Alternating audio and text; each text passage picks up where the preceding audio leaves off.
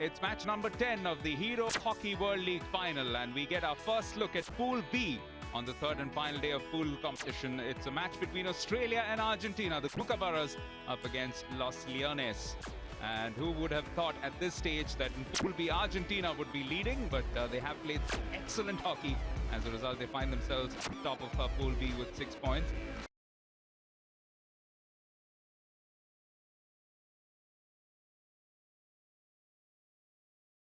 Contest and make sure to draw for the quarterfinals. Remember, all the teams will go through to the quarterfinals irrespective of where they finish in the pool stages. It should make for a fascinating afternoon of hockey, but the first course of action, as always, will be the national anthems of the two teams. The national anthem of Australia.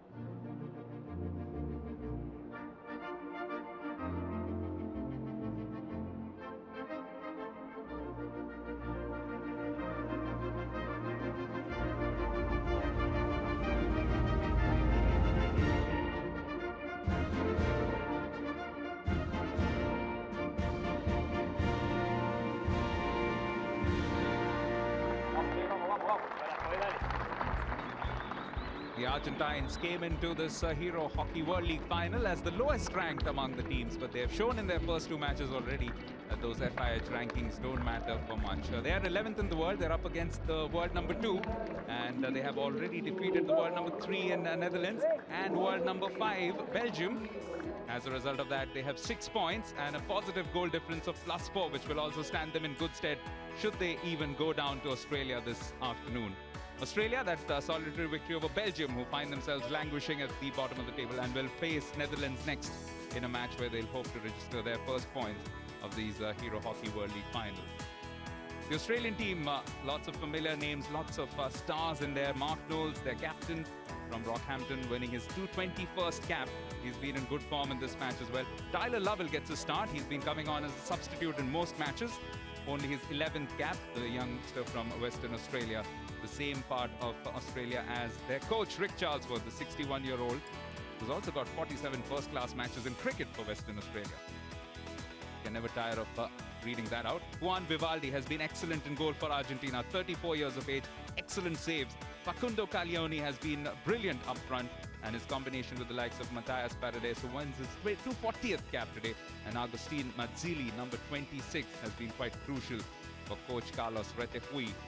44 years of age, former defender, 3 times Olympian, and really enjoying his time in New Delhi. As are the officials, Gregory Utenhoove of Belgium, and he's being joined alongside by Rolf van Aert of Netherlands, and Marcin Krochal of Poland is the video umpire for this particular fixture. It's the penultimate match of Pool B in this Hero Hockey World League final. It's Argentina who push back in white and blue. They're playing from right to left on your TV screens, and up against them in gold and green, the Kookaburras of Australia. And the Vincent alongside me is a man who had 120 caps for England and 74 for Great Britain under the goal, Simon Mason. Afternoon, Dubai, and thank you very much. And looking forward to what on paper would be seen as a fairly straightforward contest. However, Argentina have certainly upset the form book of this tournament. Well, they'll need to be very, very decisive, especially in defense against an Australian team which showed in its last encounter as well, even though they did go down by the odd goal in one. But they have that ability to strike on the counter. Yeah, and I think that the Aussies' ability to step forward, be assertive, and try and get that first goal. Because if the Argentinians get the first goal, as they showed earlier on, is they're quite happy to sit back in a deep defence that's really difficult to break down. So the Aussies will certainly, in the first 10 minutes, I think, be assertive, be aggressive, step out and try and create better chances. So they were the most prolific goal-scoring team in this tournament till the time that England played their first match earlier today, beating New Zealand 5-1, but 8 goals for Argentina. And what's been impressive is goals coming from all across the park and through all routes. They've not just depended on field goals or penalty corners. It's been a good all-round performance, but for all teams concerned, all 8 teams, the competition really does begin with the quarterfinals. That's why the teams will want to get some momentum behind their back. Lobbed up, well received. Turned in by Ford, but the interception is made. Mazzilli deep in his own defence, picking that ball up and coming forwards. But to go back to your last point, Dubai, and I think Argentinian success, whilst it has been across the field from a number of different routes, has been down to individual brilliance as opposed to any sort of fantastic tactical ability. The Aussies, on the other hand, have got that tactical ability, and if they stay as a unit, I think they'll prove too much of a handful for Argentina. Yes, Jason Wilson, who got to that ball at last, has also been quite impressive. Always finds himself in great positions. The 26-year-old winning his 93rd cap today. Now this has fallen well and goes for the reverse hit, and it's inside as well. It's Daniel Beal, the Junior World Cup captain, strikes here, and Argentina go down by a goal as early as the 3rd minute. It gets stolen at centre half, stepped up and nicked, and all of a sudden it's in. It's not pretty, it's not clean as it comes in there, and it's not a great shot from Daniel Beal. I don't think he connects with it particularly well. It's a looper past Vivaldi, nothing he could do. Hasn't happened often in this Hero Hockey World League, has it? Juan Vivaldi not being able to deal with the ball going past him. And as things stand, Australia with the most perfect start. Yeah, as a goalkeeper, it's also really difficult on that backhand, because as soon as a player peels from right to left and goes across the face of goal, as a keeper, you immediately step to your right-hand side to cover the correct angle. It's actually easier for the shot to go back to your left-hand side. And then when it bobbles, you look at a little bit static, like you haven't seen it, but you just can't react because your balance is going to your right, not where the ball's going. It was particularly impressive in their last match against Belgium, where the Belgians had their share of chances, but Vivaldi just did well enough to keep them in the game. This time, though, he has conceded early. Well, we see it again now in the replay as a steal. Beal at the top of the circle. It is great positioning, but it's not the fastest he'll ever hit it, but Vivaldi with no chance. And a subdued celebration, just suggesting that the Aussies mean business today. Yeah, they're not going to be happy with one. They'll step out and they'll now try and make the most of any sort of Argentinian psychological dip and step forward and try and really work against them as hard as they can.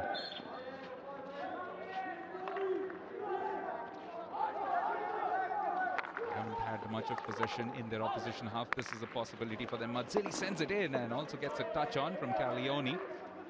Caglioni's trying very cleverly to touch that with the back edge of his stick across the face of goal. The cricket inside edge, if you like, to deflect it across the face. There was no way he was trying to shoot himself. He just didn't get his stick across the ball enough. So the front edge taking it harmlessly out of play. He's had 2 goals in this Hero Hockey World League and so easily could be ranked amongst the top 2 most spectacular, especially the one that he got on the opening day against Netherlands, diving forward. Can he repeat the dose and come up with a hat-trick of superb goals? Well, his team will need one at this stage. Trailing by a goal to nil into the first 5 minutes.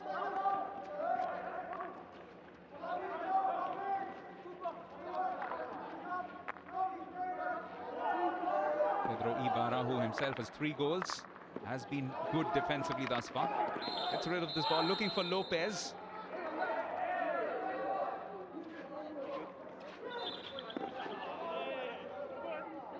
Well, that's a green card for Australia early on in this half. Penalty given for holding. Budgeon has been penalised because as he went in for the tackle, his stick was in one hand. He's tried to hold, I think it was Caglioni as he was in that physical contest. This time it's been hit with a lot of power, and the Aussies had some anxious moments in defence. As Budgeon, one of their slightly less experienced players, came on as a late replacement for Chris Sorello. And just a bit of a sit-out for him. Served out most of his 2-minute suspension, I would suspect.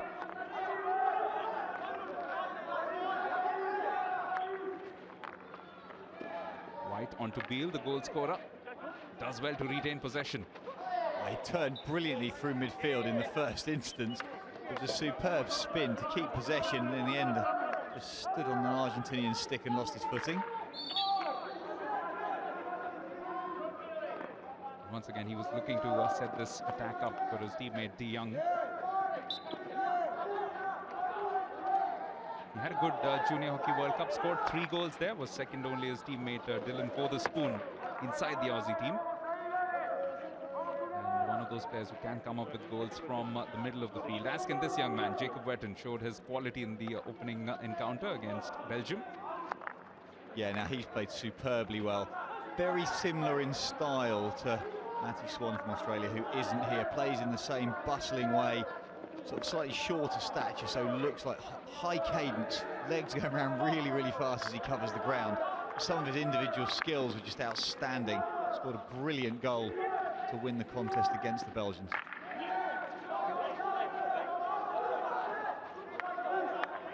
If the scoreline stays this way or is something similar, then Argentina will still top the group with 6 points. Of course, that would still be dependent on what happens between Netherlands and Belgium. If Netherlands come up with a massive victory, then that could change. Australia will be quite pleased to move up to 6 points as well, and they'll be looking, as we mentioned before, to get in a few more goals.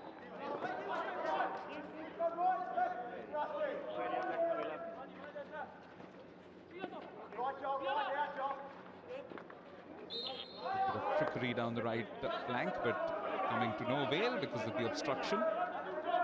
Yeah, that's where a spin goes into a multiple corkscrew, and in the end, the player can sometimes lose track of exactly where they're standing. So Lopez, having spun once, decided the best option was to do it again.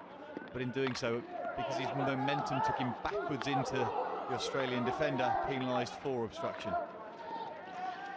Lopez getting up to that region, which he likes a lot. He has already contributed to a couple of goals, a couple of spectacular goals by finding himself with space on the right flank, sending in long balls. One of those found Facundo Caglioni in the opening encounter against the Netherlands. Some quality players that Argentina possess, and definitely they have been improving with their international performances, showing thus far in this competition that their performance in the semi-finals, where they lost to Germany in the final, was no flash in the pan.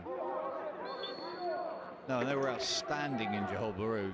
Just some of the unexpected skills and strategies they had really unpicked their opponents. They played with ferocious pace at times. The corner execution was outstanding, but more than anything, they kept their temperament. They've been criticised in the past for being a little bit fiery. We did see that in the second round of games here, that they just lost their way a little bit against the Belgians, but they got it back in terms of winning, getting an extra goal, and here they're going to need to do exactly the same. They need to keep their discipline for the moment, because yet again it's that man Wetton doing very well, spinning around a couple of defenders, eventually running out of yardage, showing that he doesn't mind taking on those defenders, once again showing glimpses of Matty Swan. But how does he keep his balance? He was sprinting, managed to turn 360 degrees and then go back the other way whilst keeping the ball under control. This is just a clash in the midfield. Zalewski's blocking up the Argentinian centre-half. Zalewski, another one of those men who had a good game against the Netherlands, just to no avail. They lost 1-0, but they won a lot of hearts. I'll vouch for that. Some pressure being put from the left flank, but it's the Aussies who come away with a free hit. There he is again, Zalewski. Has Glenn Turner up front, looking to sneak it through for him.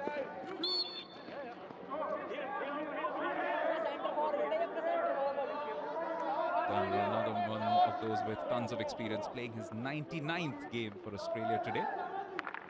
Quarter-final, if everything goes right, will be his 100th match.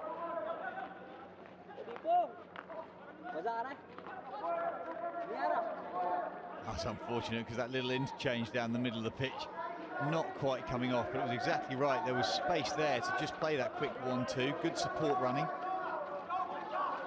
What's important here is that Argentina must make the most of this chance. Getting this one in. Oh, it's fallen well for Paredes, but a good save by Lovell. Now that's good advantage from umpire Utenhof, who saw the Australian foot, but the Aussies have counter-attacked. And here comes Turner, getting a lovely ball from Carroll. It's a beautiful run, going through further. Wetton has a slap, but by that time the whistle had been blown. And he's gone for a penalty stroke for the original stick tackle. So that's further bad news as far as the Argentine defence is concerned.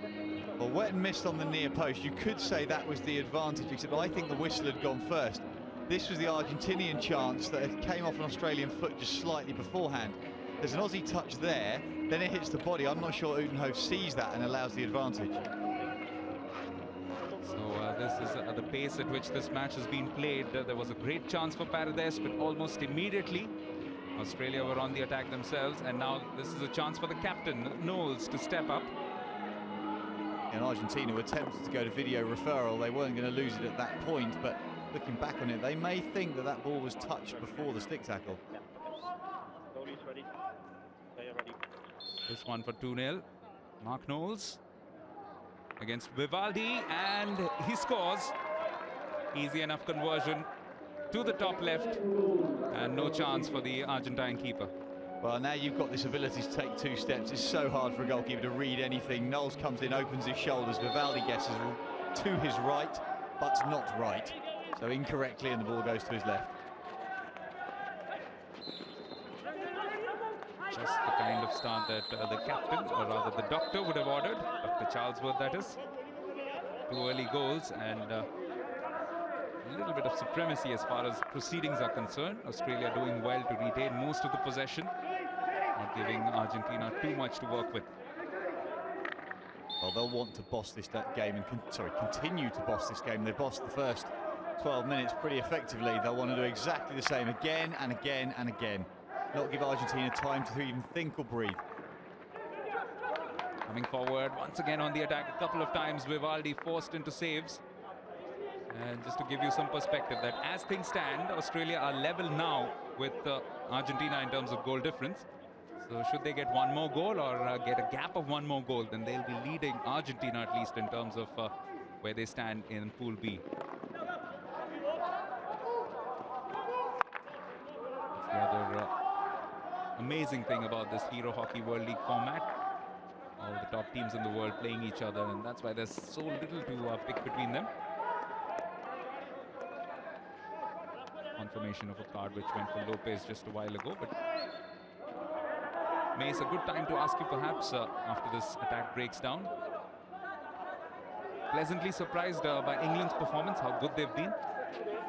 Yeah, I think they've certainly outplayed what people would have thought would happen when they came to this tournament. The win against the Germans was probably the greatest surprise. They had to defend incredibly well for the first 35 minutes, but got the result in the end. Today, first 15 against New Zealand, it wasn't pretty, and I thought New Zealand might come away with it. But then suddenly they found an extra set of gear and a better possession rate and turned it into some really impressive goals. So yes, they've done very well so far here. But it's the quarterfinals that really mean business. They have effectively made their way to the top of Pool A. And will finish there irrespective of what happens in the evening's game between Germany and India. That's at 8 p.m. local time. If you're in New Delhi and if you like your hockey, then do come down to the National Stadium. Admission is quite cheap. It's just about 50 rupees for the general stands. It's less than $1. Now this time around, turning and beautifully scored. That's an incredible finish. It's the third goal in this competition for Kieran Gubbers. Great opportunistic strike. Ball under the arm into Gubbers, tries to flick it across first time, spins on the backhand, drops his hand into a low reverse hand tomahawk. Vivaldi having no chance on his near post, and it just sneaks inside that left side. Well, it's turning out to be one-way traffic, and the good news if you're an Australia fan, now Australia are, as things stand, top of the table in Pool B. This was always the danger for Argentina. The games that they've won, the results they've had, they've stayed tight, they've stayed close to opponents.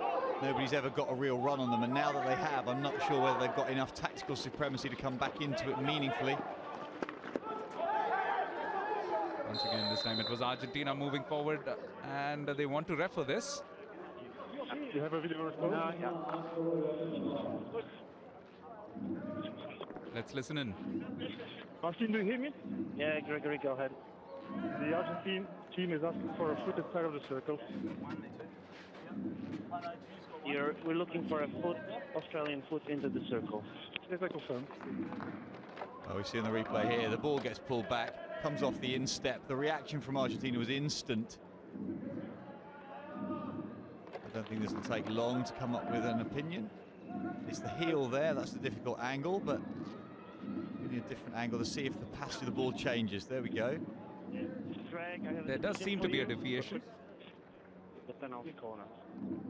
Argentina keeps the referral. Well, away to the left of our picture, the defence were already set up. They already knew that it had come off a foot. They weren't going to question that in any way. This is a set play that the Argentines enjoy. Can they get one goal back and forge a fight back? It's Bergner, but he hits it wide. And even if that had gone in the goal, I think there was a call there that the ball hadn't travelled outside the circle in the first instance. We'll see on the replay whether the ball actually goes completely outside the circle. Lineman inside the post. Difficult to tell, however, from that. The whole thing, even though it's a slow-mo, is a little bit too quick. We had an instance of it in the game against England earlier on this tournament, where a goal from their opponents was disallowed for not actually going outside the circle. Against the Indians, I think. Yes, I doubt the Indian fans will have forgotten that. That was at a very, very tight instant in that game. India needed a goal to get back into the match, and Rupinder Pal Singh sounded the board. They were quite pleased with it, but the ball hadn't been trapped. Or rather, been trapped cleanly enough. It was still inside the circle, and that's why it was overturned.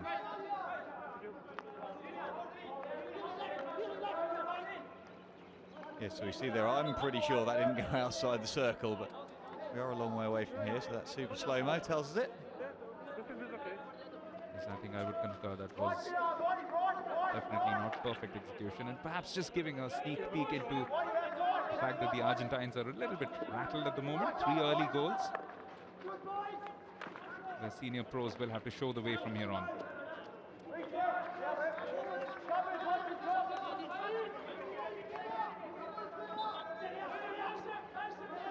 Well, the key to this, bizarrely, is actually just patience for Argentina. They need to keep the ball and handle it. They'll get a few opportunities, but because their success has come from individuals, those individuals don't need to get involved in the heat of the battle, the pace and the aggression. If they get too carried away with that, then they're going to only get small, fractional chances, and they actually need to get consistent possession high up the field in the Australian defensive third, and then they'll get more meaningful chances.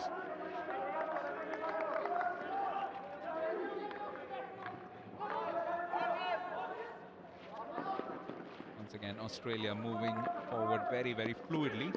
It's been a feature of their play all across 3 matches. This has found himself in a very good position. Oh, Rusty Ford took that down beautifully. It was slapped in. It was dangerous. I totally agree with Rolf van Aert, umpire from the Netherlands today.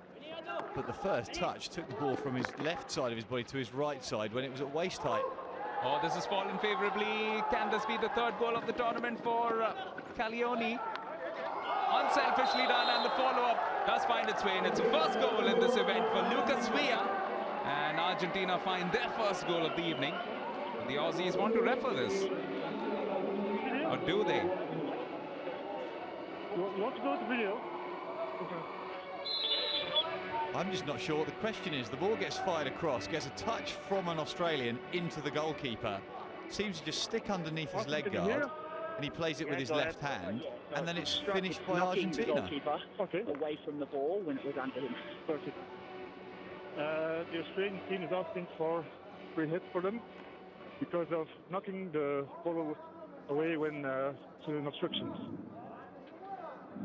We're looking for a foul on the goalkeeper or obstruction of the goalkeeper? Not an obstruction of the goalkeeper. An Argentine player obstructing the goalkeeper by lying on hand, blocking him. Okay, I understand. Yeah, now that's interesting. In rugby terms, that's rucking over, isn't it? Where the goalkeeper's been knocked away. You see Caglioni come across the picture here, smash into the keeper, and then all of a sudden the ball's free for Villa to finish. Gregory, I have a decision for you. Yes, I listen. It was a foul on the goalkeeper from the Argentinian player, obstructing. Therefore, no goal. Should be awarded and a free hit for Australia. Okay, thank you. Australia retaining their referral, but more importantly, it's no goal for Argentina. It stays 3-0 at the Major Dhyan Chand National Stadium. It's interesting because down below us, what we can see actually happen is it was the coach, Charles, on the bench who actually signalled very immediately to his players they needed to go to video. He's obviously got a greater overview of what's going on. The players involved are just so ball-focused. Oh, yet again coming in, kicked away by Lovell and getting a supporting hand from his fellow defenders. But just the last few moments, Simon, a few iffy, anxious moments for the defence in Australia, and they need to stand firm because they'll also want not only to win this one, but win it by a comfortable enough margin to try and top the pool. Yeah, for all sorts of reasons, for winning the pool, but also for preserving their physical attributes and making sure that they're fit for the quarterfinals. This has been slipped in. It's a beautiful bit of skill. It's still there for Wetton, but the whistle has been blown. That was brilliant work. First, it was Simon Orchard, and then a touch on once again from Russell Ford. Well, the pass that went to Wetton was brilliant. This ball here behind the back completely bemused the Argentinian defence. Okay. Oh, yeah, okay. For me, it was Wilson, in fact.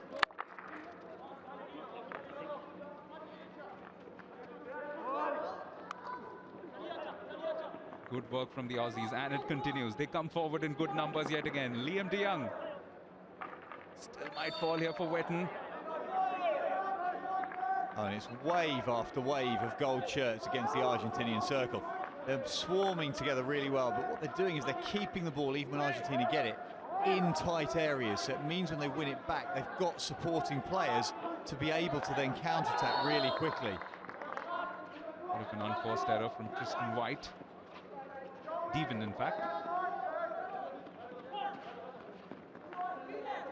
And that allows Argentina to have a rare shot of possession. We saw the numbers just a while ago, and they're being dominated completely by Australia. And yet again, a turnover.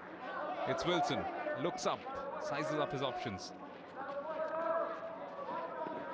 Well, Wilson, when he picked that up, was looking for the lead run of Wetton away to the right, out of shot for the overhead. But was absolutely right not to give it. There was no need, didn't need to turn it into a one-on-one contest for Wetton. Just hold the ball and recycle it. That's a great pass, though, cross-field. Good vision from Ibarra. And it's Lopez who finds Mazzilli. Get the impression if Argentina have to do something positive, it could be the man on the ball at the moment. Mazzilli on to Ibarra. Back with the man with the nickname Pajaro, the bird.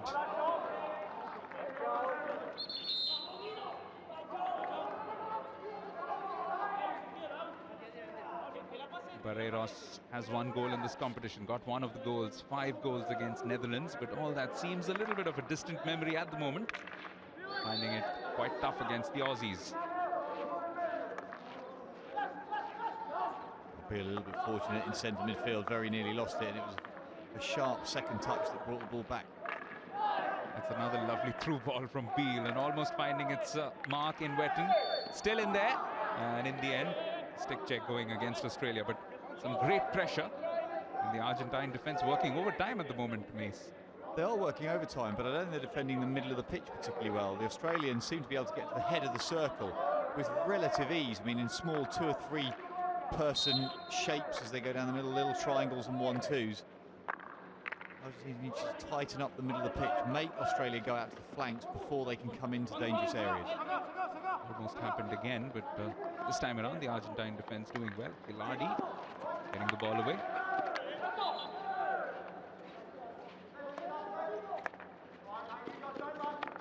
It has been a much different picture to what we've witnessed in the first 2 games for Argentina in this Hero Hockey World League final. 3 goals from Australia, taking the goal tally up to 43 thus far. Covers has contributed 3 of them.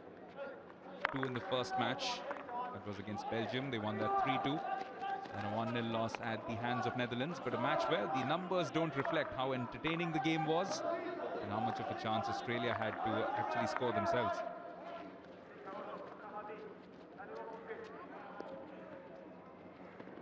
Oh, Turner very nearly on the end of the overhead. It was missed in front of him. He'd given possibly just enough space. I'm not sure whether he would have been allowed to play it. But Piat had missed it in front of him.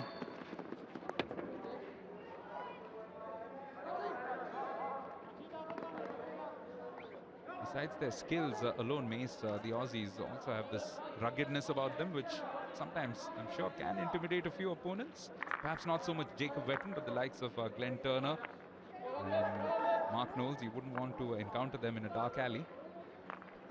No, indeed. Indeed you wouldn't, although I'm sure they're very nice guys, the Bayern. However, I have to say, I'll say lucky enough to see the results of some photo shoots that have been done here for promotional work, and there's a few of the top athletes get their shirts off for those, and ladies that are listening, when those photos come out, there will be a few hearts are fluttering, I have to say.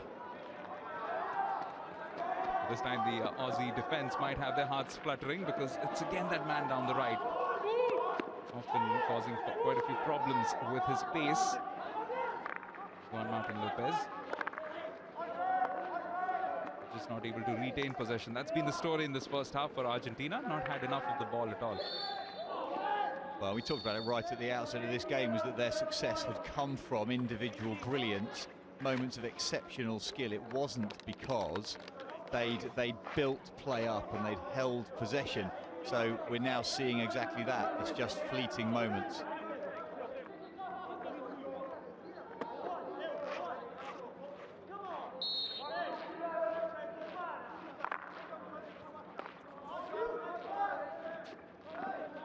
Australia dominating in every sense of the word. 3-0 at the moment with just a little under 11 minutes to go in the first half. Yeah, and they've got a 2-minute chance to dominate even more now because Lopez has picked up a green card for chat. I'm sure we'll see him only rooted to the naughty step in a moment. He's been sent to the sin bin. It's a point you made earlier. They were so impressive in their opening game against Netherlands, 5-2, and not a single card. But the second time around, a bit of more of a scrappy game where there were 3 yellow cards, if I remember correctly, and 2 green. And today already there have been a few suspensions. Hasn't helped their cause one bit. Lopez out for the moment.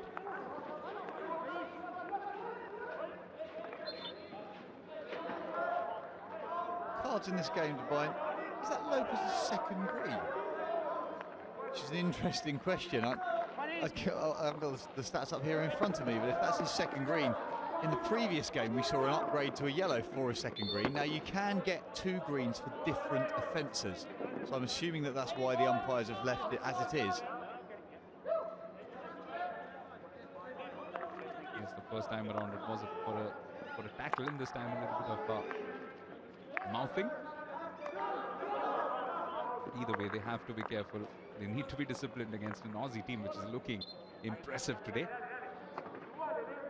Revving up in the best way possible for the quarterfinals, which will follow in a couple of days' time. All teams getting a day off tomorrow. And umpire Rolvan having to get involved there. There's some physical challenges in the circle that he doesn't like. Players jostling for space. Kyle Brown hasn't had too much of game time thus far, but helped send this ball in. Oh, that was very close. Turner just needed to get a touch onto that, although Vivaldi was in a good position. Yeah, look at that. It's a dummy dump under the arm across. Lovely first touch. But all that Turner has to do is touch it at the far post. Vivaldi had to put on his dancing shoes. He had the full split on. There's also really good awareness from Govers in front of goal. He knew Vivaldi was behind him. As we see here, as he comes into circle, great little touch from Zalewski. It wasn't Govers, in fact, it was the defender in front of Govers who's touched it. And Turner was on the backhand because that was the path of the ball initially. It's not for the first time. Juan Hilardi with a vital interception. He has been one of those unsung heroes in this Argentine team. Yeah, and there's some Argentinian indiscipline here. That's a penalty corner. I completely agree with the umpire. The tackle itself there wasn't an attempt to go for the ball. Look at this, just a huge right arm up into Tim Devin.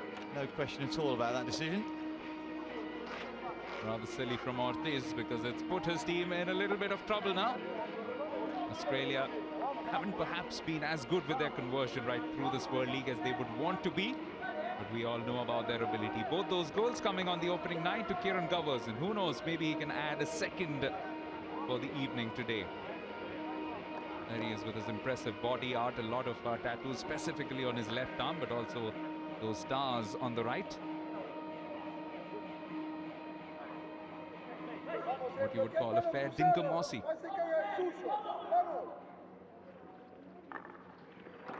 Oh, this time it takes a deflection. The attempt was a good one, and it's got another penalty corner out for the Aussies. Yeah, Mazzilli has asked for where that hit him. It's hit the knee of the #1 runner, number 26 in your picture, and they're going to video referral, I think, based on height.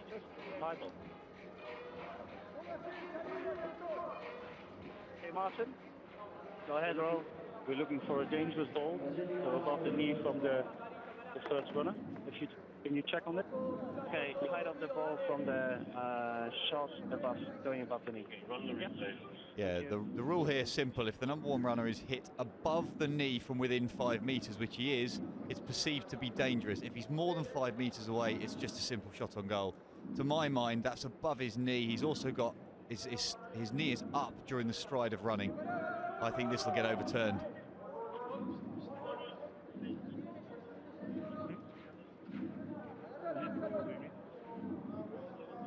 Runner there was Mazzilli, and immediately he was appealing for it, so that would indicate what he thought of it. Video umpire will look through these replays at a number of different speeds and different angles, more than we see on our screen. But he has to be absolutely sure. That's the drag flick. Zili's charging it down. It's his right knee. There's an impact near his right knee. Again, difficult for us to see. But it wouldn't surprise me to see this going in Argentina's favour. Argentina's favour, sorry. They've had a little bit of bad luck with one referral. Let's hope that this turns out in their favour. If anything, from the contest's perspective.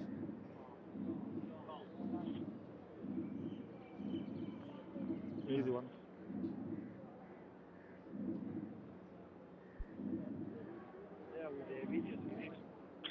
Depends on the angle, huh? Rule, I have a decision for you. Yeah? Okay.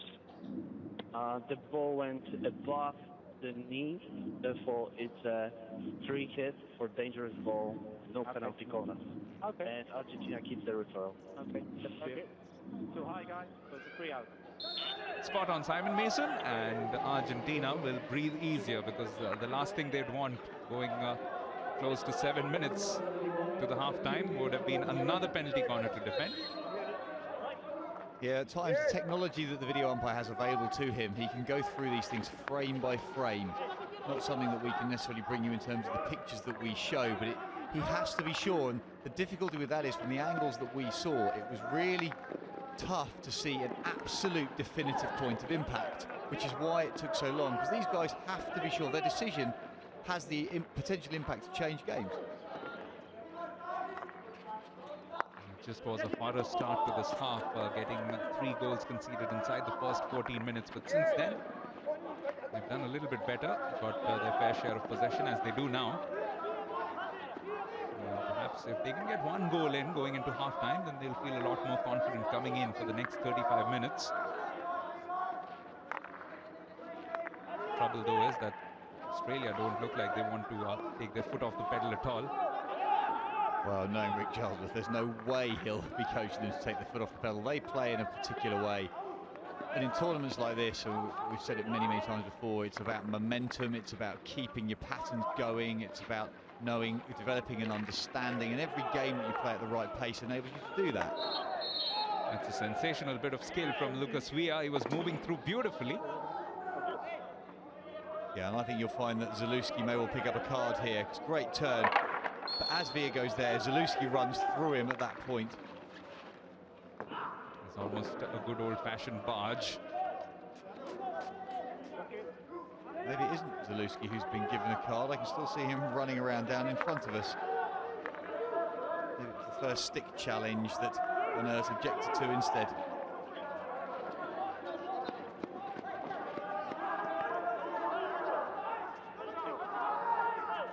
Card did go for Oakenden. Can Argentina take advantage? The shot slapped in with a lot of power, but not able to find its intended recipient inside the box. Matthias Paredes. Ali Barrow knew as soon as he hit that, he just tried to hit it as hard as he could. There was a channel straight down the middle of the pitch. We saw the ball travel down it, but in doing so, a little bit over keen on the execution. And the lift meaning it was unstoppable. Little agricultural, that clearance, but it does the work. Australia defending with all their might now. All their 10 men, one should say, including the goalkeeper, back in their own half.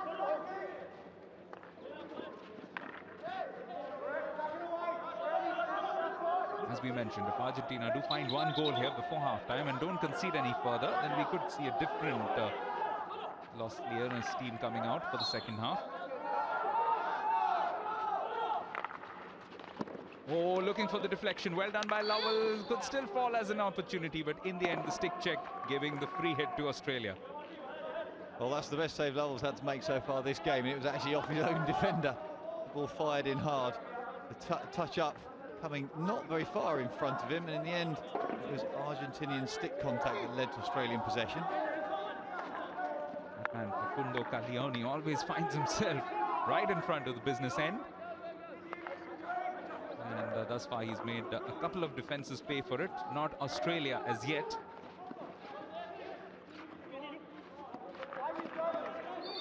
Lucas Rossi. That's a lovely bit of movement to go down the right-hand side, just playing the ball for yourself into space. Oh, and he's almost set himself up for a chance as well. Beal. The interplay between the players moving forward from Australia has been very fluid today, but right now they need to defend this. It's a good ball through for Paradise. He's been quickly closed in on. He's taking the defense on. Oh, Calioni! Well, if there's one man who can unlock it with brilliance, it is Facundo Calioni. And fool me once, shame on you. Fool me twice, shame on me. But the third time around, it's, as they say, open warfare. I think I mixed up two quotes there, but that was brilliant.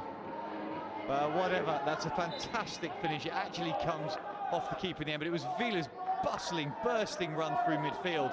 The ball then just falls to Calioni, touches once, diving slap in past the keeper into the far corner. I actually think the keeper gets a little bit of a touch on this. It's not such a great bit of goalkeeping, but superb persistence from Calioni.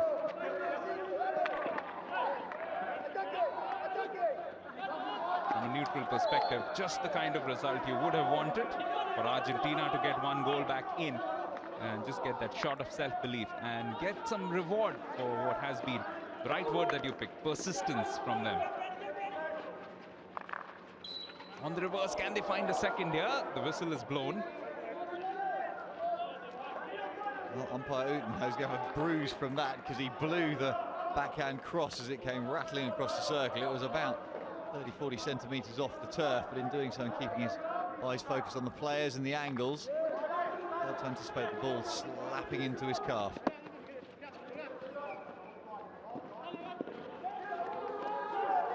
Actually, you've got to feel for the umpires in that sense. Most of the players, the keepers are well protected. You would know that well, Simon.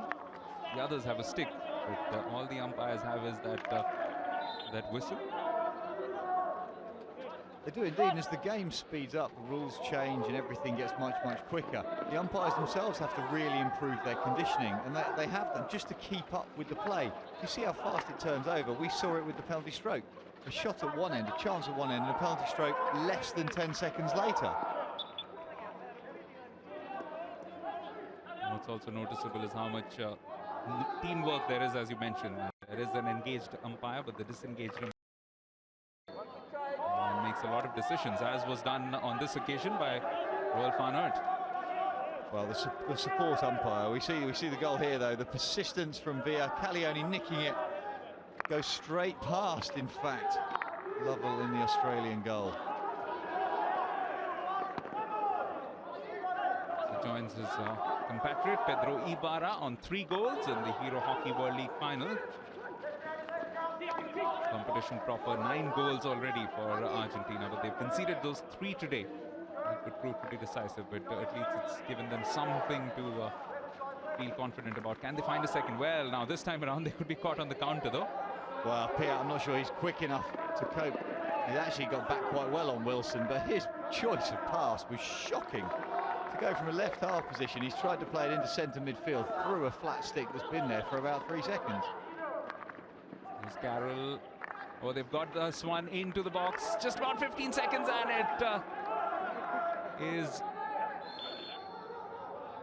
it's been given as a penalty corner. Yeah, it's come up off a shin pad. There's great work between the umpires. Australia were appealing for a video referral anyway. But Roel van Aert's colleague, Gregory Utenhove, had already signalled for the corner, coming up off the foot. Well, this will be an interesting decision because the clock hadn't stopped, so time is over and the corner's been given. Can you ask for referral in when there is effectively no time to ask for it? This interchange is delightful. Pass, first touch, does hit a shin guard there from, that's Argentine number 4, Gilardi. But the awareness of where each Australian player is just fantastic. Yes, I thought a couple of feet there, also getting the foot of Barreiros along the way, perhaps just a flick on. So a fair result in the end, and can Australia now go back into the halftime break by restoring their 3-goal advantage? It's been a very, very entertaining first half, and can they cap it off with the perfect manner possible? Haven't scored off a penalty corner yet.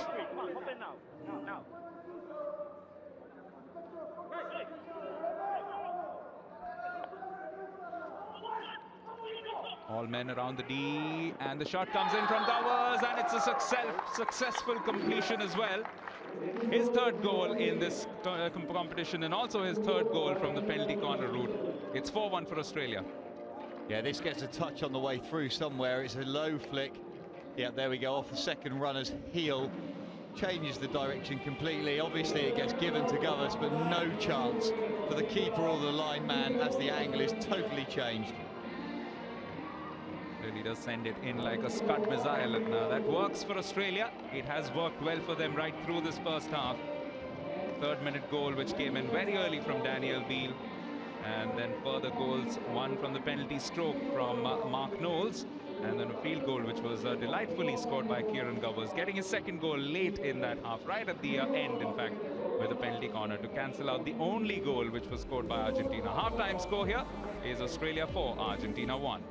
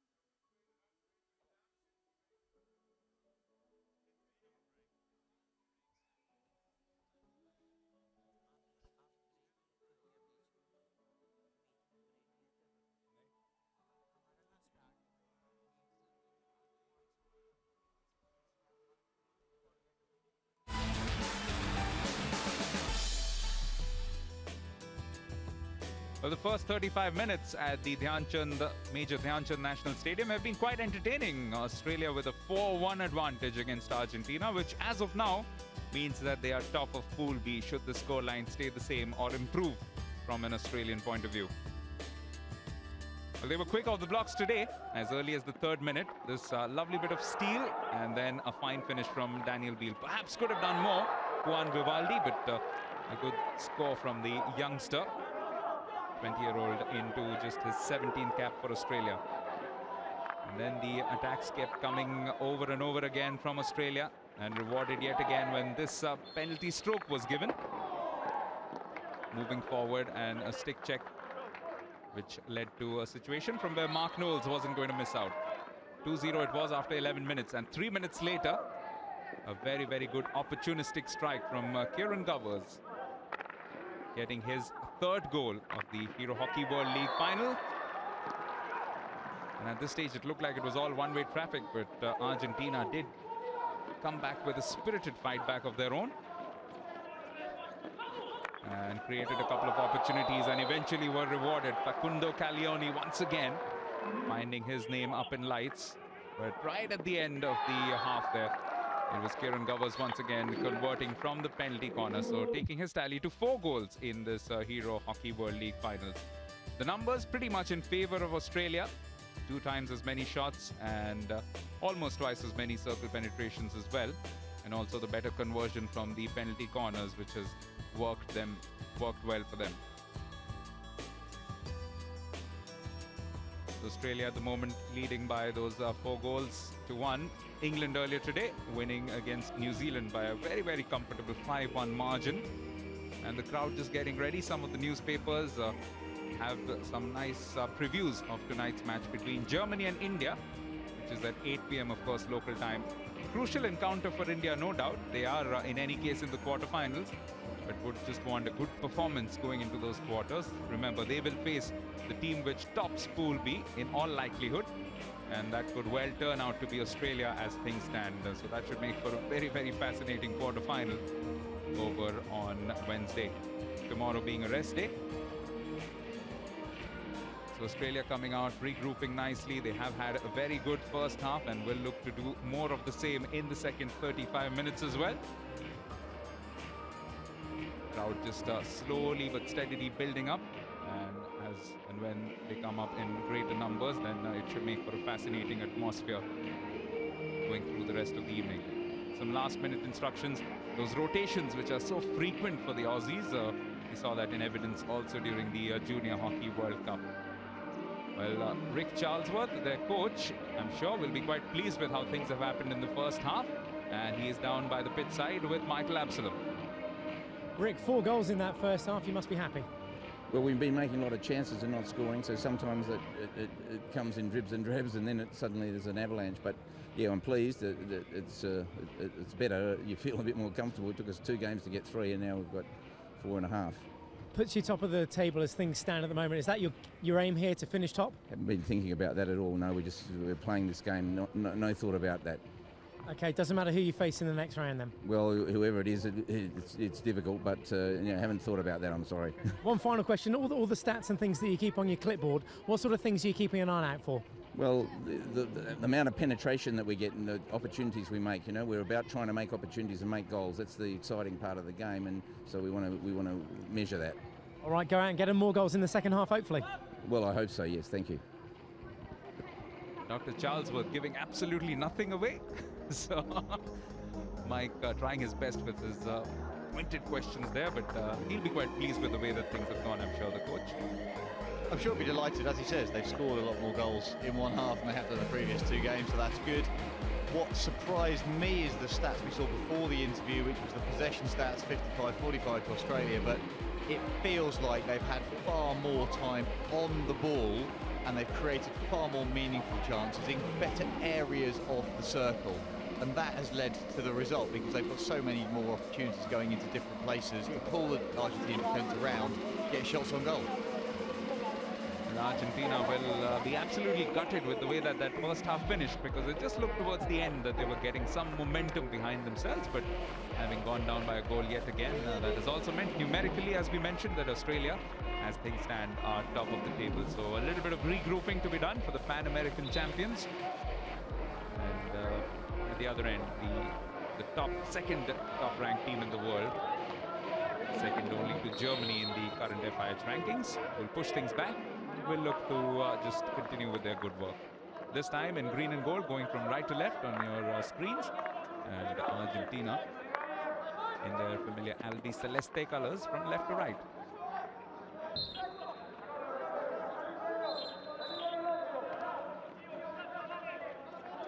Early free hit, early possession for Australia. Can they make the most of this? Down the left, Kristen White. Oh, turns this one in, and it could have gone anywhere. The last flick coming over from Pedro Ibarra.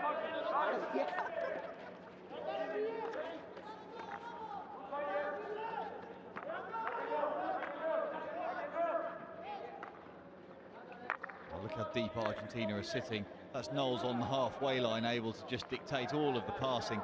Argentina needs to step men out into his face, otherwise he's going to be able to play passes close to the 25-yard line.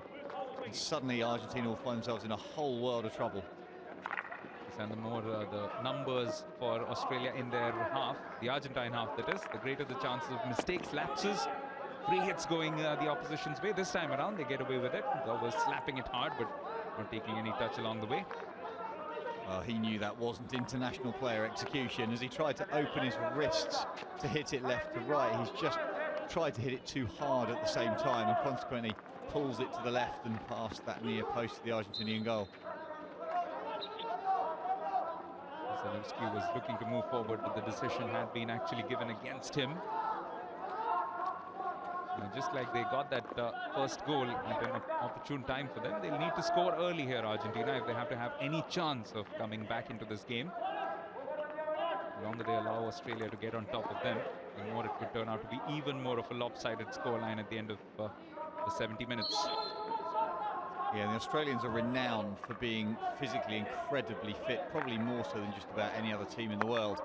So the issue will be is whether the Argentinians can match that conditioning as well as creating that opportunity, because the longer it goes on, the tireder Argentina will become, and the Australians could potentially then just steamroller them and run away with this.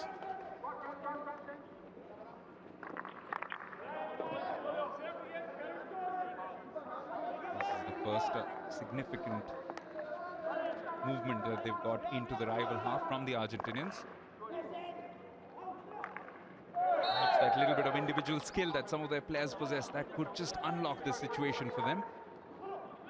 Yeah, it could do indeed, and that was one of those moments there where Mazzilli had driven at Devin and created an opportunity, but he just doesn't have any backup. The problem is when they get one-on-one, it stays one-on-one. It doesn't become two-on-one or even two-on-two. There's no support running at the moment. In contrast, Australia moving forward with good numbers, with good support play. Glenn Turner looking to move in. And eventually the New South Welshman is thwarted by Facundo Caglioni, who's putting in once again a great effort in defense for his team. All over the pitch, really a very committed player. And an attempt from Lucas Villa to get across to that ball. He's not the tallest guy on the pitch in the first instance, so stick in one hand, fully extended, jumping, still not there. Suggests the passing was a little bit awry.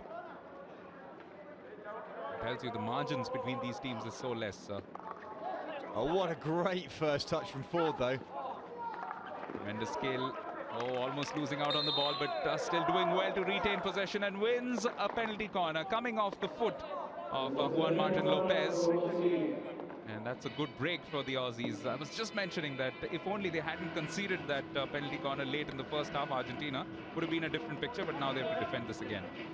Yeah, now Ford tries to force that across, but look, I mean, that stick tackle is just below his right hand. Just below his thumb. Ball comes up here, he's aware, takes it down. That stick tackle is why the corner was given, and it's horrible. Just been a bit of a lazy performance today from the Argentines. Perhaps just the effort of the first couple of days and the euphoria of successive victories against higher ranked teams taking a bit out of them, but they need to regroup here. Two men at the top of the D. One of them is Glenn Turner, but this time it's saved by Vivaldi. Might fall for Turner once again, and it's another penalty corner. Well done by the experienced man.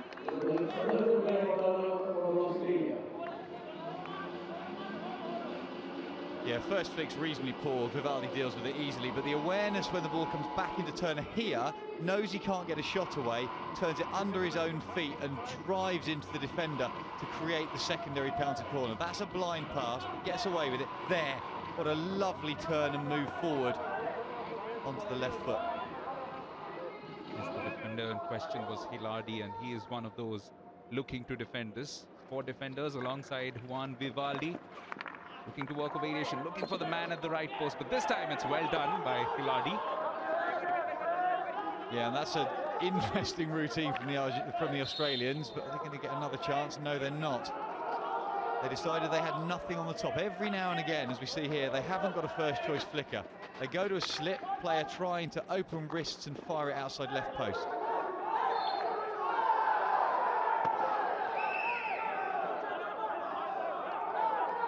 This time the Argentines not happy about the decision. Well, not only not happy about the decision, but felt that the ball was knocked away.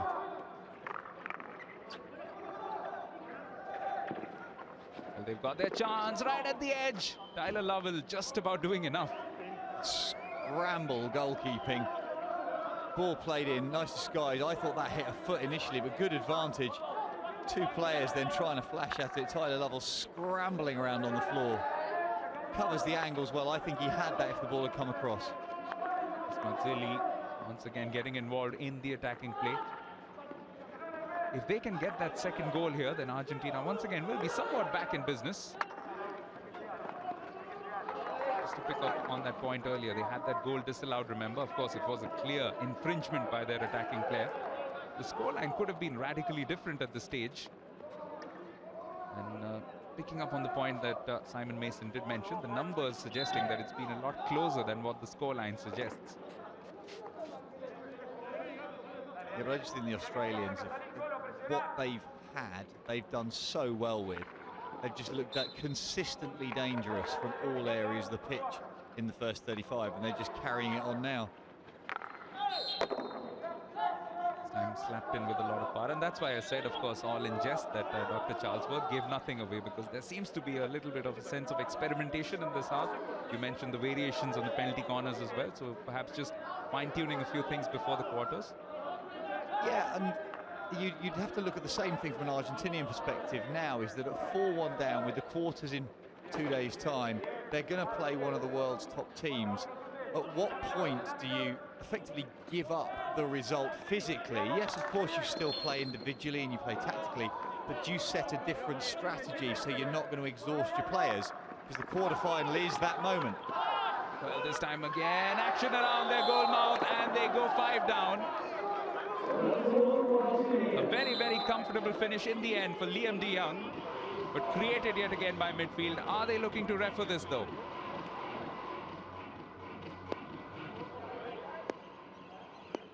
Yes, they are. Let's listen in. Martin, Go ahead. the Argentine players are saying the ball didn't travel for 5 meters before entering the circle on the free hit. Can you check it for me? Okay, I'll look into it. Guys, it's 5 meters just before entering the circle. Okay, I'll look into ball travel, but you're not traveling 5. From that replay, that's not a bad shout. That looks like it gets driven. Is it by Wetton who drives the ball? Does it travel 5? To me, it doesn't look like it. Of course you can. So we need to go slightly before that point. So it's from when the free hit is first, when the ball is first moved. It's allowed. They can refer it. No.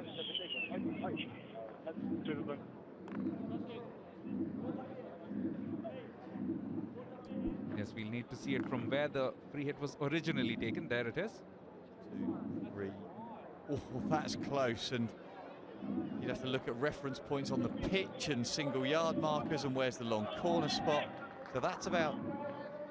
So where does the ball start? Here we see the replay. Right. Stop, go. 1, 2... Oh. Marginal. This is a tough decision from the video umpire. I'm not sure there's any sort of football level resource with some sort of video laser measuring device. Tough call. Yeah, you can. Been a few tough ones in this match for Marcin Grohal, the video umpire. Which way is he going to go this way? Well, Gregory? here we go, we'll find out now. Go ahead. There is no reason to change the decision, and Argentina loses their referral. It's a good goal. Yeah, and I'd go with that, only because it's impossible to be sure that the decision can be changed, because there's no way of measuring it. It may have looked like it was only 4 yards, it may have looked like it's 4.5, but at the same time, everything's moving so quickly. The video umpire has to be certain to be able to change the decision, and he couldn't be. A fantastic outcome from Australia's perspective, and also for Liam de Jong. He doesn't score many goals, Liam de Jong. He'll be delighted with that. Absolutely, 32 years of age, earning his 293rd cap.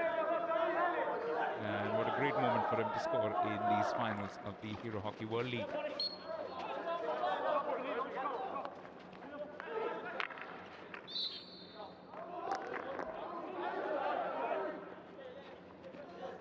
We'll have our first look at Joaquin Berthold in this match at least. The reserve keeper for Argentina. Juan Vivaldi has had an outstanding tournament up till this point, but today, it must be said, in all fairness, not quite been at his best. Well, he's also been let down by the defenders around him. There's been deflections and edges, and the last goal itself was scrappy. What it has done is given us 12 goals already for today. And it's a welcome relief after a day two, which was a little bit more stingy in terms of the entertainment it provided in terms of goals. 13 goals on day two, but 12 already, and we are just about 10 minutes into the second half of the second game. So lots more entertainment in store on what is effectively match day 3 of these Hero Hockey World League final match days.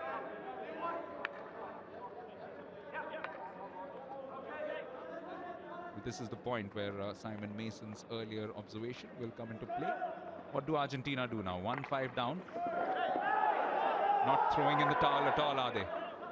Well, naturally they play with flair and they play with pace. So if you're going to go back to kind of a default setting, then that's what they will continue to do. But it will get a little bit fragmented unless the coach, Rettegui, really does start to put some form of decisive structure upon this. Because the danger is that they get frustrated and actually they run harder individually.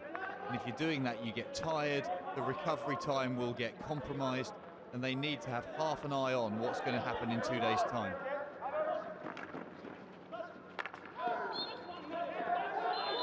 This time the free hit going Argentina's way. The teams, I'm sure, will welcome the change in weather. It's been a lot less cold, Simon. It is the Harvest Festival today.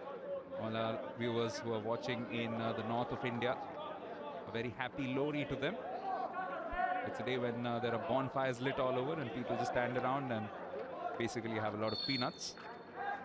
Thanks for that. Every day's a school day. Learned something new today.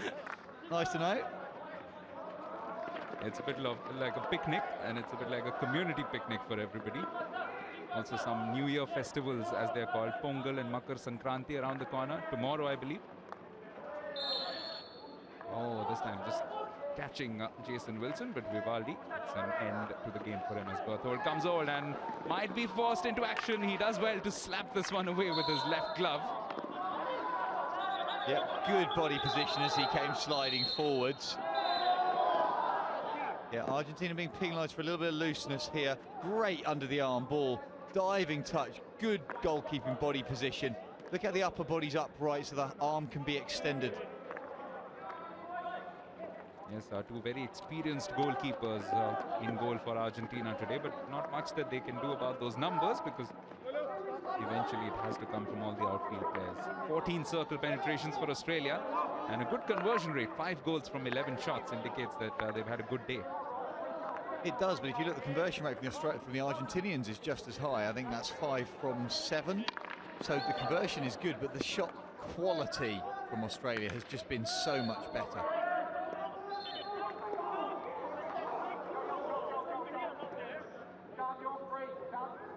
often getting a little frustrated with the fact that Argentina just keep trying to take free hits in slightly the wrong place. Both teams now are going to have to be aware of that if they just try and take advantage too much of ball position, they're going to get punished. That's lovely interchange of passes, though. Oh, it's brilliant work once again. This has been the Australian hallmark all through the day. This time he takes a tumble, but still with possession, and it's an outstanding save. Super Berthold, but they still fight on, and Australia get their 6th. It's a tennis scoreline, and it comes courtesy of some outstanding work down the left flank.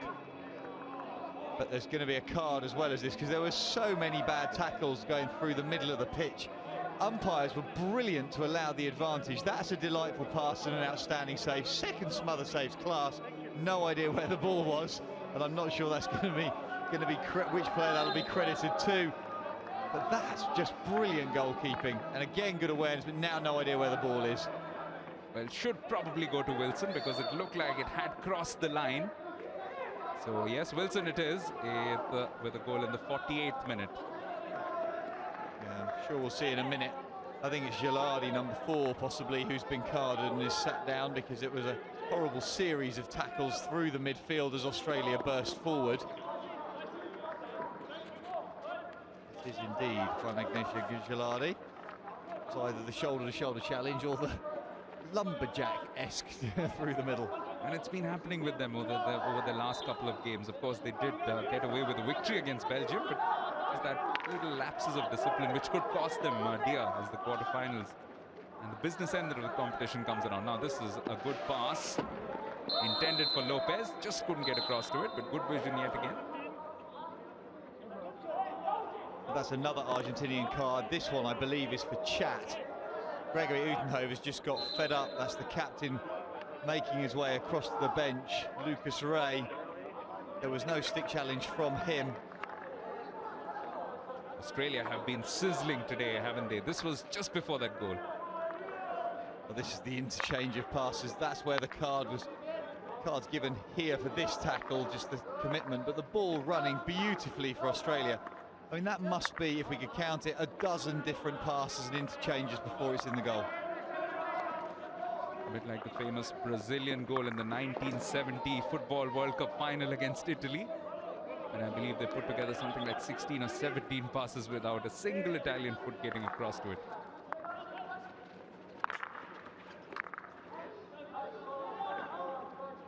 The Argentinians are really up against it now with only 9 players on the pitch. There's going to be some spaces opening up for Australia. They have to be disciplined, they have to stay focused, and going back to the number of passes, what coaches will sometimes set, and I've heard a number of them call it, is they'll set a 5-pass rule. If things are going well or if things are going badly, they'll say, right, we need to string together 5 or 6 passes, because usually if you do that, you can create really meaningful inroads into the opponent's area, whether that's to go in one side and come out, or whether it's to get to the head of the D. 5-6 passes, and the Aussies are doing exactly that. That must be 8 or 9 already. Oh, and can it lead to a goal? Very, very close yet again. Again in an outstanding position. The last touch might well have been from Ford. Ockenden, in fact. May well have been, but in doing so, I think Berthold was a little bit slow out. It's gone underneath him. The pass came in, and it was Ford in a great position, but as Berthold has been giving it to us all. As a goalkeeper in that situation, what you need to be doing is aiming for the ball with the area between your knee and your hip, because that's the bit that's going to definitely be on the floor. It looked like he went for that with his hands a little bit too much, and there was a gap underneath the armpit that the ball went through. So the line was off by about half a metre. Worrying thing from Argentina's perspective. Australia playing some good hockey, and there's still 19 minutes left. They'll fight on, but to some extent or the other, one gets the impression Australia will perhaps further inflict some damage.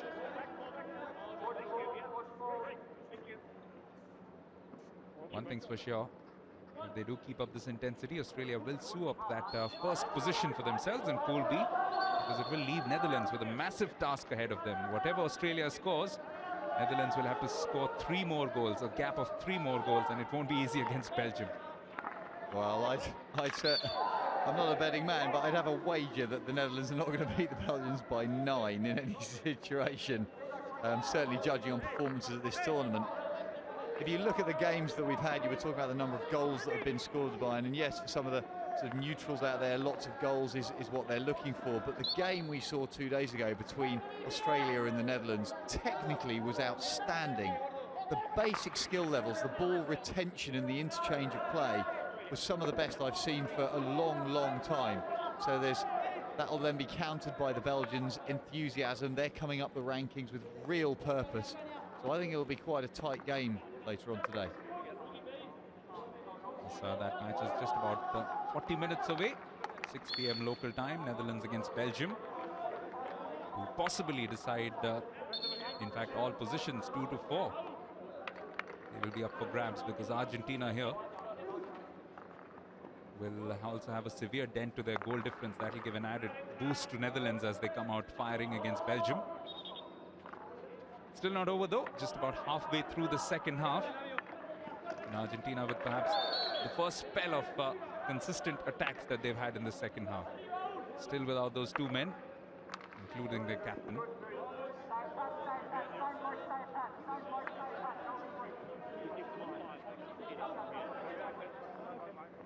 And that's just allowing Australia to keep a few men up front, and that's why they'll be dangerous of the counter-offensives. Here comes Simon Orchard, gets onto the ball, holds off a couple of physical challenges, does well. This has been slipped through. It's Glenn Turner moving down the right. He's got Russell Ford inside. He's gone through Berthold, and he has won a penalty corner for himself with a tremendous bustling run down the right flank. Well, this will be interesting to see if there's a card involved as well. The stick tackle inside the circle is awful. Great early pass from Ockenden to Turner, and then he just picks it up and drives. But when he gets in the D here, that stick tackle that gives away the corner is about as bad as we've seen so far this game. Hooked stick. Argentina, I think, have got away with it without a card. If they hadn't, they were going to have 3 men on the bench.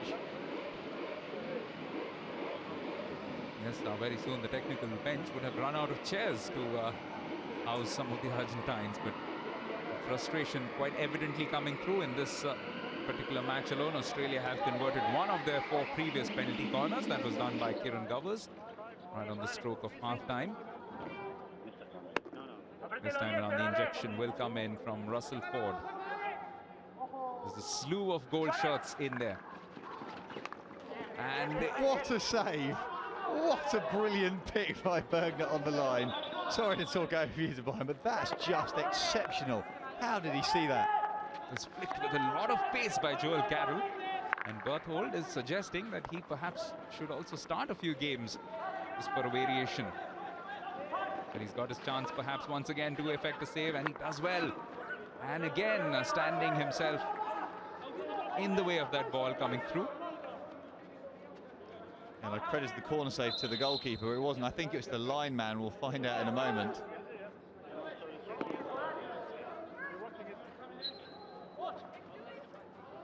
Aussies red hot still at the moment. Mark Knowles right up there in terms of both where he's receiving the ball and where he's distributing it to.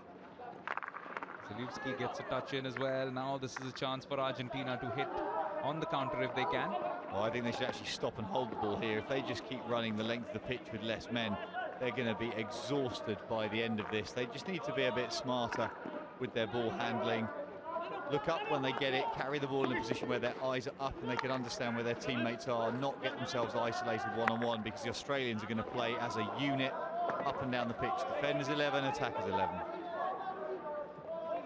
Just a look, another look at that penalty corner. Yeah, and this gets saved by the lineman. Look at that touch off the line. The goalkeeper was well and truly beaten. Matthias Ray doing the job.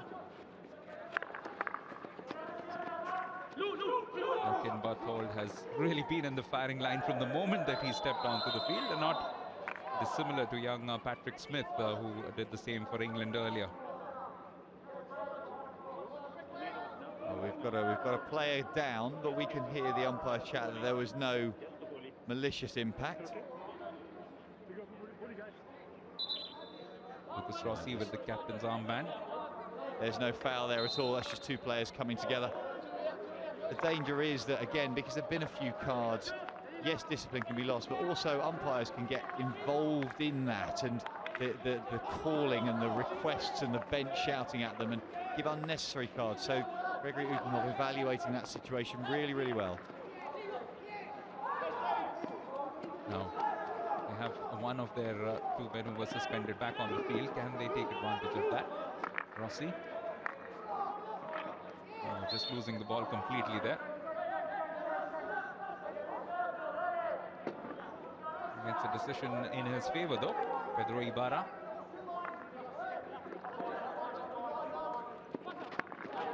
Lopez really look for that long shot of his once again into the box, but he needs some support for that. It's not happening at the moment for Argentina. Can they find one more goal here just to spice things up in terms of also, of course, that goal difference that we've been discussing? Well, you can never count them out because they've certainly got the opportunity once they're back to a full complement of players. The problem, however, is because how hard the 9 men had to work, whether they're able to actually create any spaces for their teammates. Yes, they're back to 11, but has it been too punishing? They move forward in good numbers once again, the Aussies. Berthold is way off his line, and all it needed was a touch on from Wetton. Just couldn't get it. Otherwise, that might well have been 7-1. Well, Berthold with a rush of blood to the head. What was he doing out there? Absolutely no need.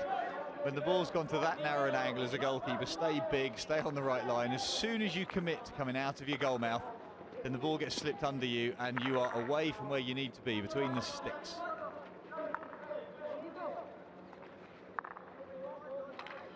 One thing you can't discredit Berthold for, that he's keeping a former British goalkeeper on his the edge of his seat with some of his decision making.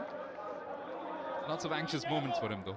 Well, this is a great first time pass from Zalewski, but it's read early by Berthold, but in going out he doesn't stay compact enough to do anything about it. He chucks himself towards the ball, sells himself a bit short.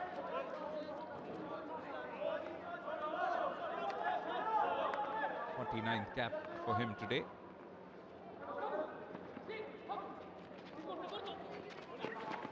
In fact, a number of players in the squad were part of the Junior Hockey World Cup winning team, which was in Rotterdam in 2005. The likes of Caglioni, the defender Bergner, Juan Martin Lopez as well, Lucas Rossi.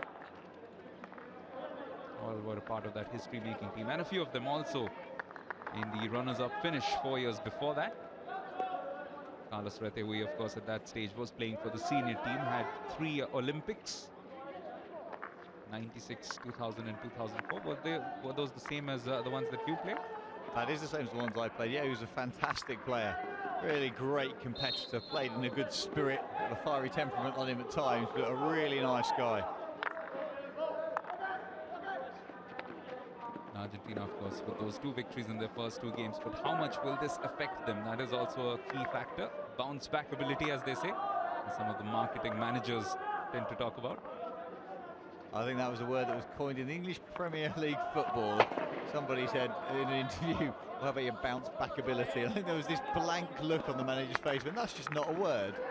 Oh, well, this time around, that ball nearly slipped through, and just for a while, Tyler Lovell, or rather George Baisley, who was actually made his way into goal for Australia, and he's just not been noticed because he's not had too much to do in the second half, but now might have a task on his hands.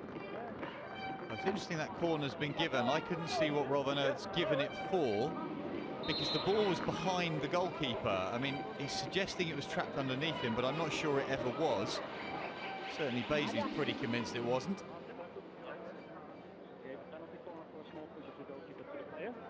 The player said they didn't touch it, so can you check that? They were looking for, okay, not a push from goalkeeper on the Argentine player. Yeah, that's correct.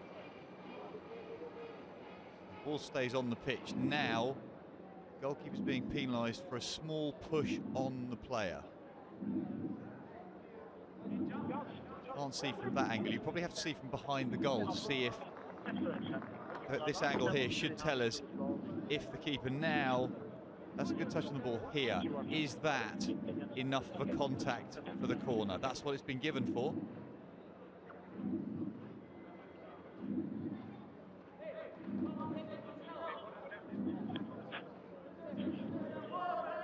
There have been a few referrals, haven't they? Argentina have already lost theirs, and this one, remember, came in from Australia.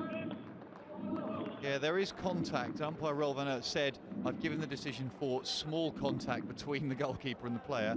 There is contact. It was small, so I wouldn't be surprised to see the video umpire supporting his colleague. Bro, I have a decision for you. Yeah, I'm here. There's no reason to change your decision, and Australia lose the referral. Okay, so it will be penalty corner. Okay. So that green dot alongside Australia will turn red, and Australia will lose that referral as a result, and they'll now need to defend this penalty corner. Just hasn't happened today for Argentina, but even one goal back here will at least give that scoreline a little bit of respectability and also allow them to get one goal back in to do some damage control to their goal difference, which as of now stands at -1. Australia in the meantime have zoomed ahead to +5, and they will have that dented if there should be a goal here. 2 men poised over it, but no bailout. You were too early, 7. Yeah, you were too early. Sorry. Yeah, you were too early. Okay, so with defence down to 3 men because the first runner broke early, so he'll be sent to the halfway line. Just slightly, so he went not on the B of bang, but before the B of bang in sprinting terms. Yeah, I agree with you.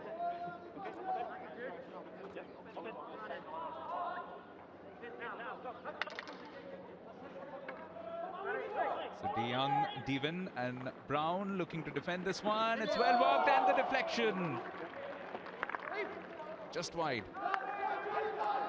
Well, Argentina deciding to use the extra men, however, using it particularly well. Immediately on the attack. Okenden gets into a good position, gets a free hit for his team. Well, I'm pretty sure if this was a more meaningful game, or that Australia still had their video referral left, they'd have asked for that, because to me that was a double-footed sliding challenge from the defender just to break play down. Well, things have opened up, that's for sure. This time slipped through to the other end. Beasley will see this one across. No harm done. So we see the penalty corner. Argentina deciding they've got more space because of the extra men. They've gone for the tip-in, not accurately delivered through the postman's legs, but body of Argentina. Yes, and once again, it was the man with the liking for the sublime, Facundo Caglioni, who was at the end of that, but the problem was getting it through with his hand. Did get into the net. I thought that happened, but it just happened so quickly. The initial push was taken by Villa, so they were looking to work that variation. Paredes has been a frustrated lot. In fact, all their strikers have been largely nullified by a pretty disciplined defensive performance by the Aussies. The likes of Liam De Jong, Mark Knowles have all had a good game. Also their strikers, oh, this time looking to turn was Gowers, and in the end just making impact with the stick of Bergner. Well, that's classic centre-forward play. Any coach watching that will recognise it's exactly the right thing to do. Ball fed into you, pick it up, running away from the defender, roll onto your back foot, take your weight above your right knee and swing through with the ball just slightly in front of you. Good defensive tactics because there was a tackle that was made in front of him, but perfect centre-forward play. Australia indeed have ticked most boxes today. And can they finish off on a high? The last 8 minutes or so left in this match has been a masterclass in most respects.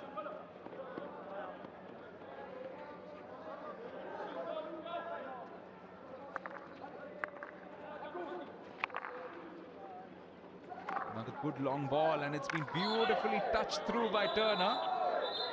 And some good committed defending from Bergner.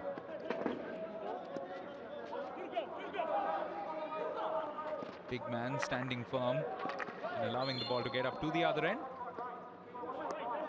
It's just boiling up a little bit 7 minutes ago. The number of stick tackles and the contact between the players. I think the umpires just need to keep an eye on it.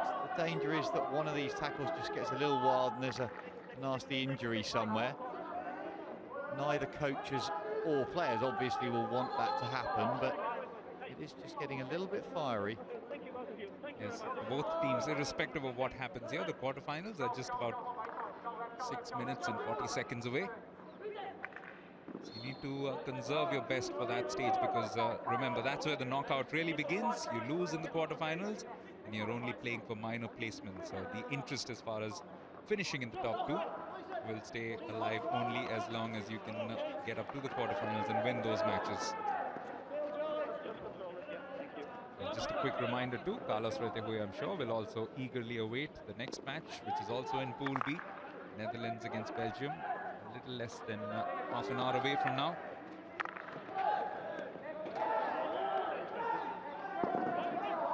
Our colleagues Michael Absalom and Cedric D'Souza will talk you through that particular fixture, but at the moment Argentina still looking to get on the attack. And it is that man again, Calioni. Great little turn around his feet. Did superbly well. Big men can turn on such a small space whilst keeping the ball under control. Will astound many of the average hockey players of the world who are watching this.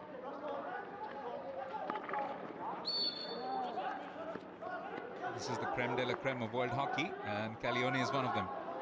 Takes it back under his feet, knows exactly where he wants to go, doesn't go through the space, isn't able to, because Tristan White blocks him up, but great skills. 28 years of age, in his 97th cap, plays in Buenos Aires and was one of those who led Argentina to victory in the 2005 Junior World Cup.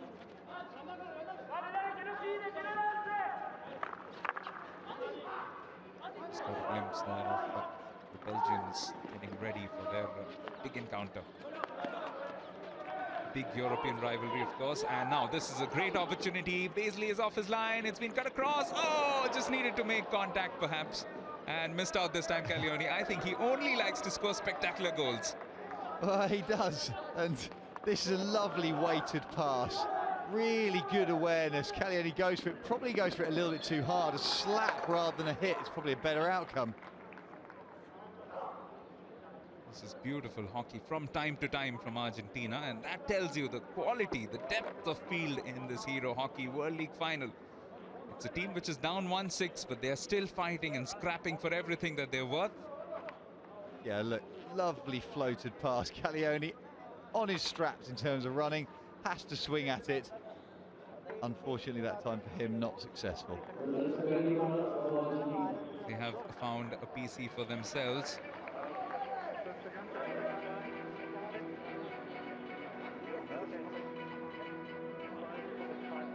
Can they make it 2-6 here? And remember, it came through from some very, very good pressure. And Juan Martin Lopez, again with that telepathy that he has going with Facundo Calioni, resulting in that particular penalty corner. And this time Pedro Ibarra not too far away from his mark. Well, not too far away, but unfortunately far enough. That's whistled past the goalkeeper's left-hand post. Out to the top and stopped well. That's just sliding away, postman inside it.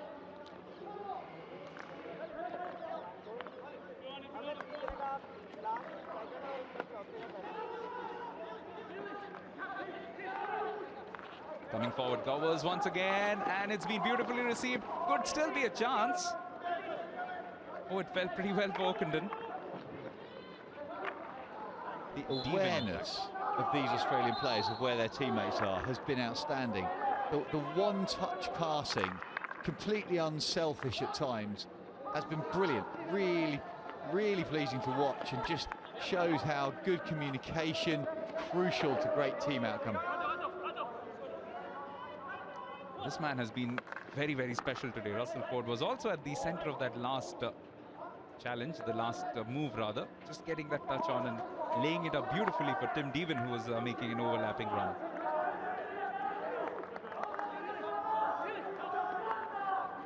And you picked out the right word, unselfish, because he's right up there among the strikers, but hasn't gone for glory on any occasion. Whenever he's got a chance to pass it on to somebody in a better position, he's done exactly that.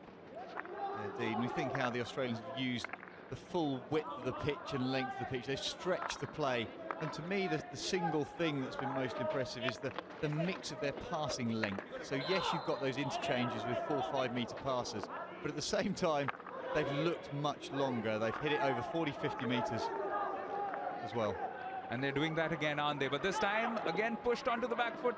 Oh, Argentina looking for that second, but it's just not coming for them right now. Cannot just buy a goal here. Well, Baisley, I think, sold himself a little bit short. He came out very, very quickly with the ball running where it was, out towards the left-hand side. Then he went just too quickly and the ball was turned inside him. Fortunately, he had some cover in the end from Deven, which helped him out. Here come the Aussies once again. Simon Orchard through again for Zalewski. Denied by the Argentinians, but you can see the intensity from the Aussies. They're doing everything that Simon Mason mentioned, mixing up the passes, using the width of the pitch, and they're doing it into the 69th and the 70th minute. Yeah, and it's that control and composure. It means even in that instance, they committed 4 or 5 men to the attack. Great alternate passing lengths, but when they were unsuccessful and Argentina came out with the ball, they were still able to regroup with a 6-man defence in the middle of the pitch and be really, really controlled about what they were doing. Now, however, we got them bursting into the circle again, and it's a last-ditch tackle that denies Orchard being able to go along the baseline and make a simple pass into the heart of the circle. But can they get one for the road here? 6-1 it is in favour of Australia. And it's the last 30 seconds. The only meaningful action should come from there. And Glenn Turner looks for a shot and just misses out. Oh, brilliant flick up and boot from Argentina. Personal favourite of mine, but we see on the replay this move again from Turner. He's done it twice. Looks up, should have hit the target. And there it is. That is that as far as this match is concerned. Australia have done magnificently well. Not only to bounce back from their defeat in the previous match, but we told you all along that they did play well against Netherlands. And this has been a 5-star performance. In fact, it's a 6-star performance because they've got 6 goals in against Argentina. Fantastic all around. 2 goals for Kieran Gowers. And there was also a couple of goals, in fact, single goals all around. One for Daniel Beale early on, then a penalty stroke conversion from Mark Knowles. And later on in the match, Jason Wilson also getting his name in the score sheet, as did Liam de Jong. So that has been a great positive for them. And also what that means is, as things stand, they are now top of the table. They have a positive 5 goal difference in Pool B. And that means that Argentina have found themselves going down to a rather negative goal difference. Fabulous performance from Australia. The full-time scoreline, Australia 6, Argentina 1.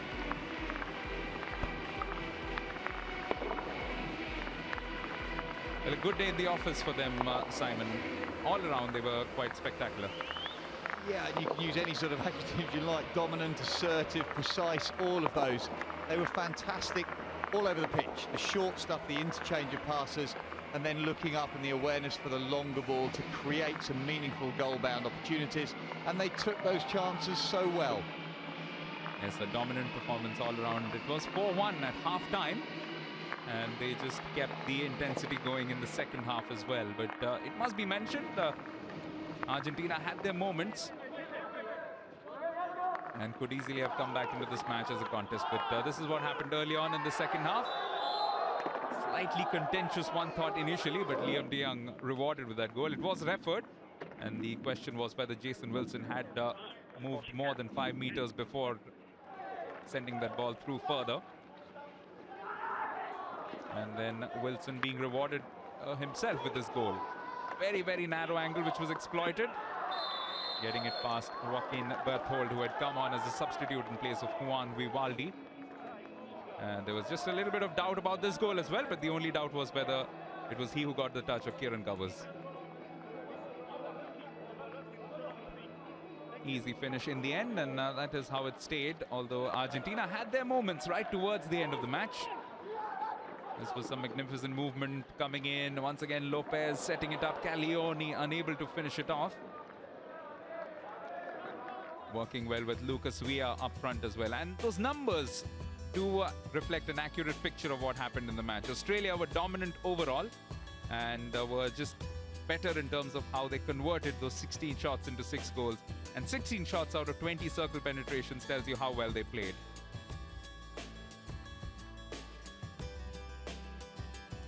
4 cards as well for Argentina, as opposed to just 2 for Australia. So all in all, a tremendous performance from Australia and lots of good individual performances as well. It'll be intriguing to find out who the hero man of the match is. Take it away, Michael Absalom.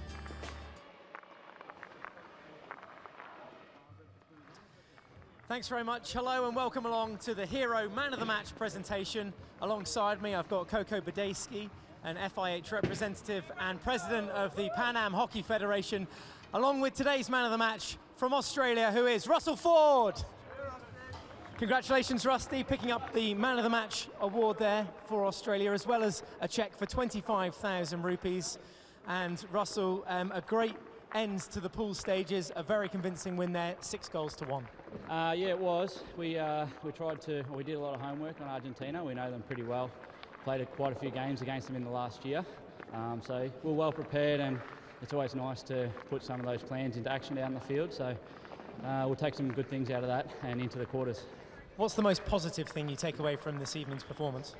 Probably just a team effort. I think everyone played their role today and can be happy with what they did out there. Obviously there's still things to improve, but when you get a good team effort from everyone, the intensity's there, then we're going to go a long way to winning games. So table toppers as it stands at the moment, there's still another game to play. Obviously goal difference may come in as a factor, but looking forward to those quarterfinals, who do you fancy a match up against? To be honest, it probably doesn't really bother us. We know that here at this tournament, it's the top 8 teams in the world. It's going to be a tough game no matter what. So whoever it is, we'll just do our homework, do the video, and once again just try and take that intensity out there, and hopefully we'll get a win. The all-important knockout stages to look forward to in a couple of days off, a day off in between. So what are you doing your day off? Rest, probably.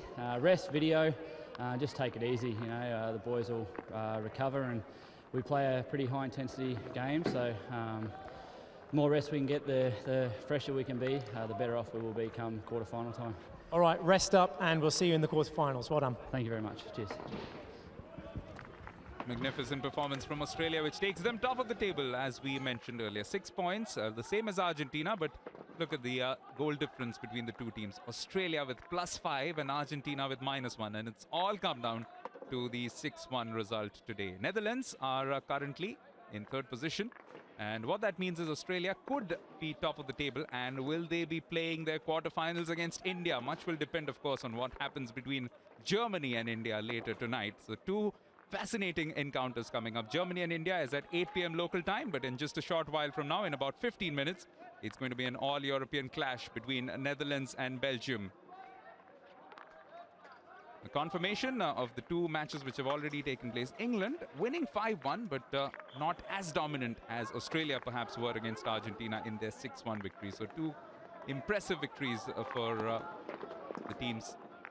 England and Australia, and Netherlands and Belgium are up next at 6 p.m. and that will be followed by the last match of the day, Germany against India. It's a lovely evening in Delhi, and we hope you'll join us for Netherlands against Belgium.